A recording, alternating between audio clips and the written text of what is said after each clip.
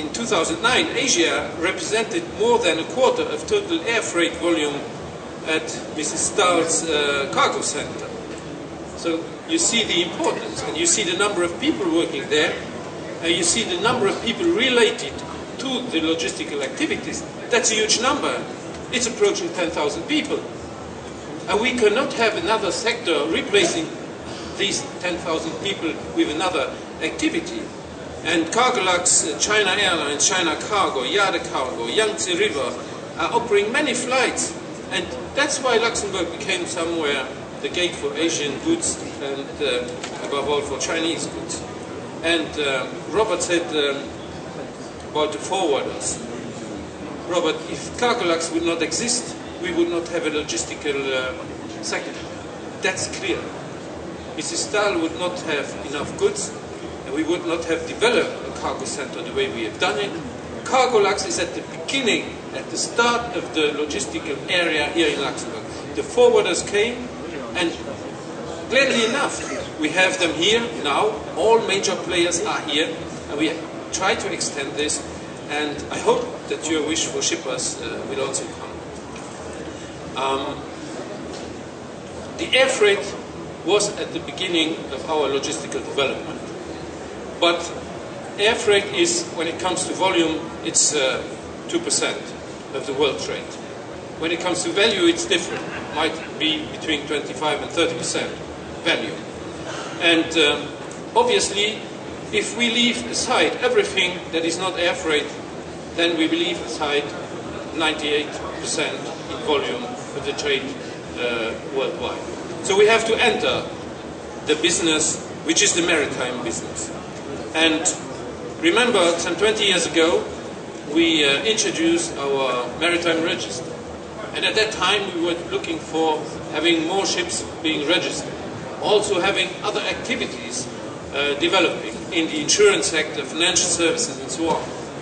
But gradually, in 2004, 2005, we switched the whole movement inside the maritime sector because we considered that the maritime companies, not only their ships being registered, but the companies were the missing link to the different ports of the North Sea, be it Zeebrugge, Antwerp, Rotterdam, Hamburg. So we started the idea of saying these companies are our link now, apart from maybe our railway link, but also the railway link needs this, let's say, support from the maritime companies which are in the business, which know the business, which know what is happening inside the port. They need it, and so I think this makes it very important for us. It's only 300 kilometers that we are away from the sea, and we are working on this access. But so far, I must admit I was not successful. But maybe Zeebrugge will provide us one corner of exterritorial waters. I made them the proposal for a couple of acres. We could have a good idea for that. And I must say, Mr. Bausch is not attending anymore, but he said, why not having a more green footprint? Is there a better way of what has been developed by CFL Multimodal and CFL Cargo? We try really to have more goods on the rail. We know that just in time, rail cannot always support it. But rail will, with the traffic jams we are seeing, and definitely in the Netherlands it's one of the major points where you have traffic jams, but you can have them in France too when it comes to the whole flow, and in Germany. So we need more products being shipped by rail. And I think we changed completely also our way of functioning. So it's becoming much more efficient. When you compare CFL Cargo, when you compare now CFL Multimodal with what existed 10 years ago at the level of CFL, it's a huge difference. There are two worlds. We are functioning in a completely different way. And I think we can definitely become the hinterland for these ports that I just mentioned. And by that I consider that we have this access, in fact, to the sea, but by our railway or by some of the trucks. Yes, some people ask me, do you drop your project on WSA? No, not at all. I don't see any reason for doing it. Yes, we are not ahead of schedule, but this is not the first time in infrastructure in Luxembourg that this is happening.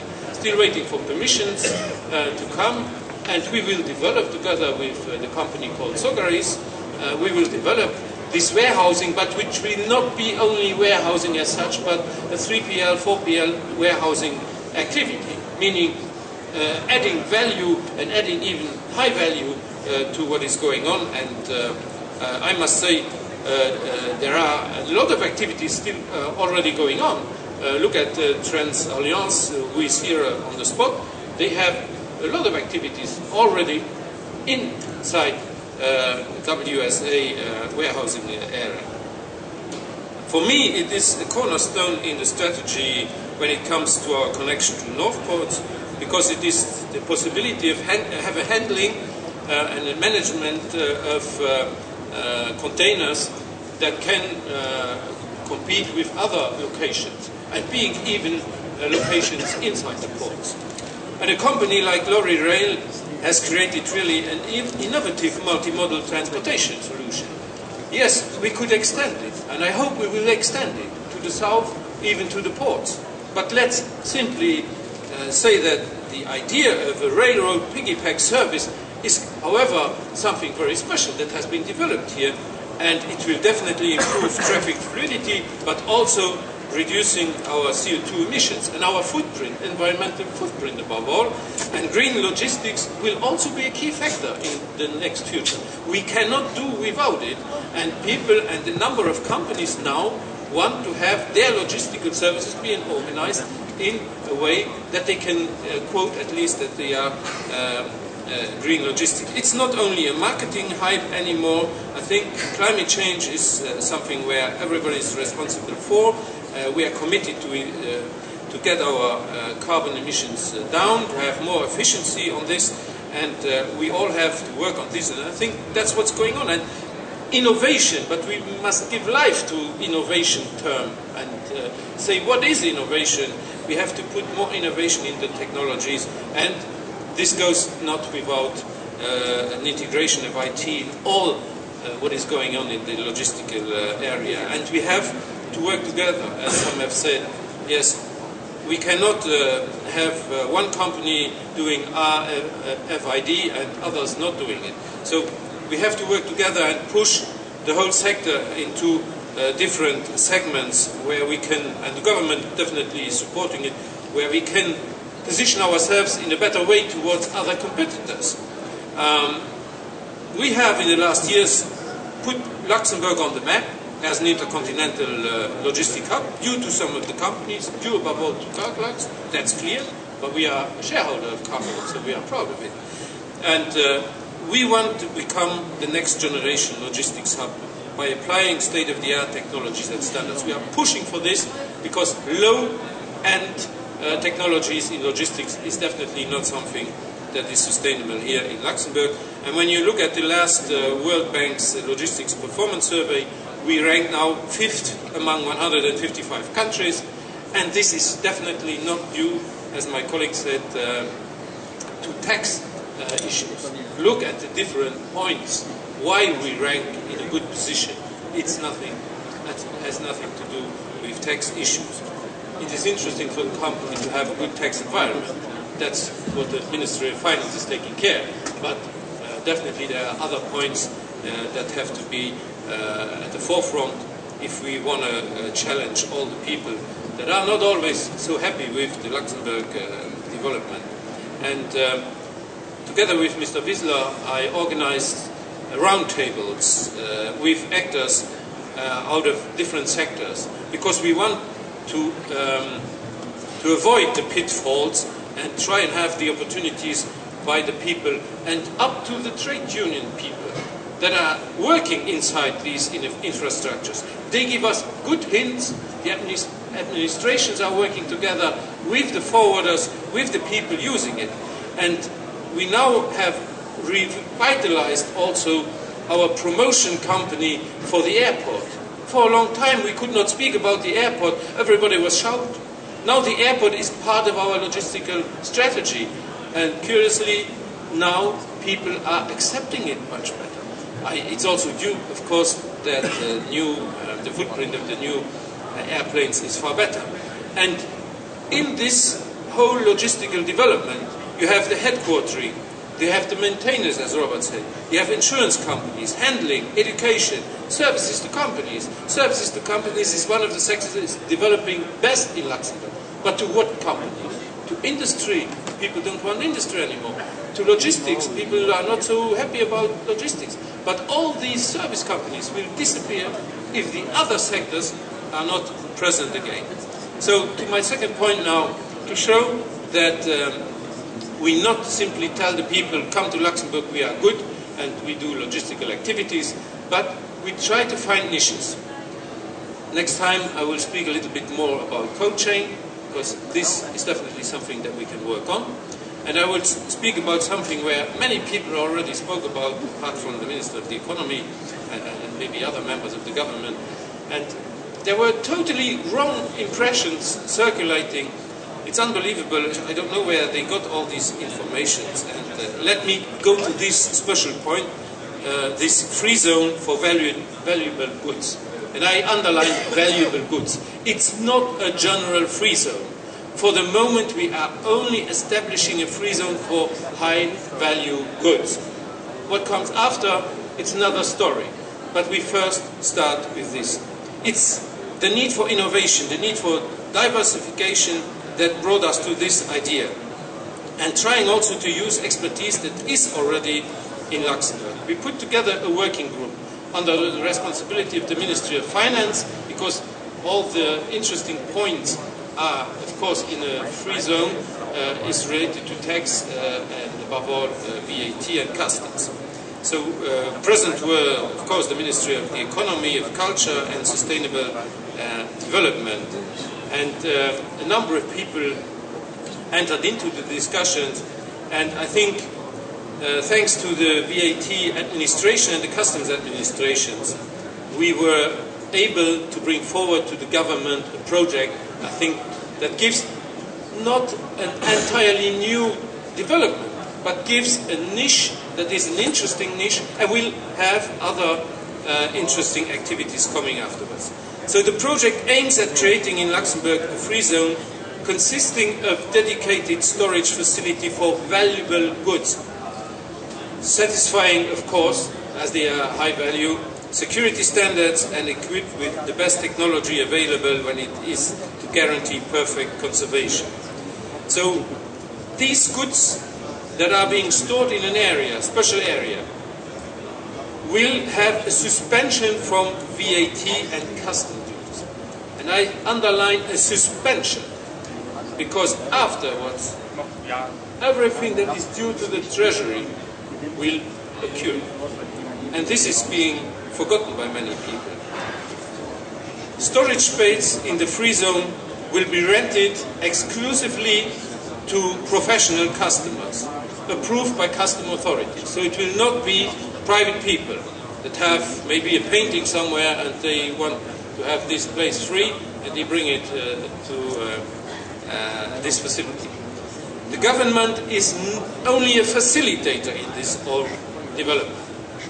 It is private investment that will occur and will bring the infrastructure. There will be private security elements that will rent it, that will be managing it.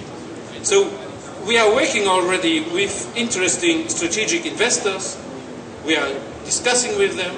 We are seeing some of the premises they have developed in the world, and for sure one of them will be selected for being the main private investor, but I will come some months later to this. So is it the right moment to do this? I think it's the right moment, because after the crisis there is a need to having tangible assets. And I think further this project fits also with the policy to support and develop these specialized logistical activities, especially in relation to non-cyclical goods such as valuable goods. And it's also good for the image of Luxembourg as a prime location for high-value goods requiring a special storage, technology, managing services.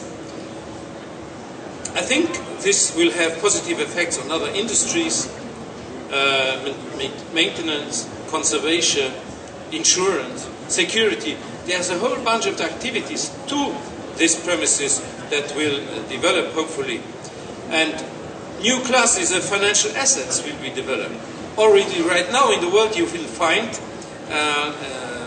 investment funds that are working with wine bottles, with arts or collectible items, with cars.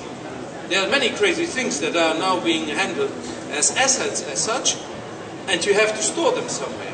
And if you sell them, you don't want always to handle them from one position to another, because you want them to stay there, because it's an investment for you. It's not for having your office looking nice.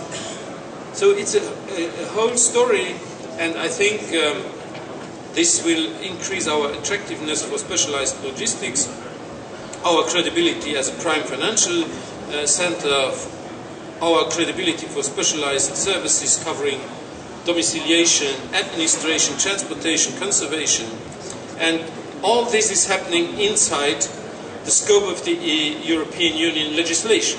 So it is not a sovereignty niche as such, it's something that exists in other parts of the world, but this is dedicated to special goods. And from a tax point of view, setting up a free zone means to allow in a specific location the storage of the sale of goods, provisions related to services in suspension of fiscal obligations, meaning also the services that are being applied don't have to pay the VAT first. So in fact it comes to postponing the payment, and suspension means not having to pre-finance it. So the good will only be taxed when it goes out of the premises. As long as it stays inside, we have to record what is going on, but we don't have to pay the taxes, the related VAT or be it then custom taxes for this. So it's only postponing and not forgo. And people, I think, were not clear about this. I hope that this time I have been clear. The professional customers approved by custom authorities, we have them already right now, will have a regular inventory in line with the customs provisions in force within the European Union, and every item entering and leaving is subject to a precise and detailed declaration. Customs authorities will be present on the site. This information is at the disposal of customs authorities that are present. So it is easy to trace what is going on inside the premises, and once again, this is goods coming from intra-European community and extra-European community. Where will it be located? At first, I wanted to have it in the warehouse area in WSA, but now I think it's a certain logic.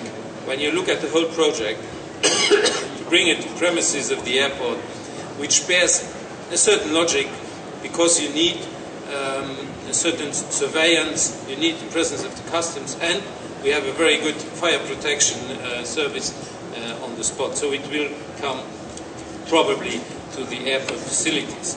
So in conclusion, Luxembourg government is really pushing the logistical activities at the two levels, air freight, but also railway, and of course, if you say railway, it also is truck related, but we try and have more and more goods being shipped on the railway. And then we are looking for niches. And the next one I will speak about could be the cold chain, or maybe some other niche that we will discover. And I think that we will have an interesting development in the next future. We only have to be a little bit patient sometimes, and if the outcome is good, okay, I will wait for 1 or 2 years more. Thank you.